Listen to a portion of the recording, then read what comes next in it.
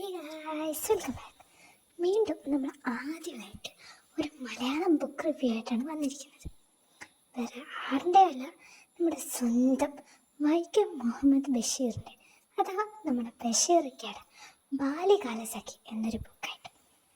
നമ്മുടെ പലരുടെയും പ്രേമം, അത് നമ്മുടെ കൂട്ടിലുള്ള പലരുടെയും പ്രേമം എങ്ങനെയാണ് ചൈൽഡ്ഹുഡിൽ നിന്ന് വളരെ മനോഹരമായിട്ട് തുടങ്ങിയ ഒരു ബെസ്റ്റ് ഫ്രണ്ട്സ് ഭാവിയിൽ പ്രണയിക്കുന്നതാണ് പലരുടെയും പ്രേമകഥ.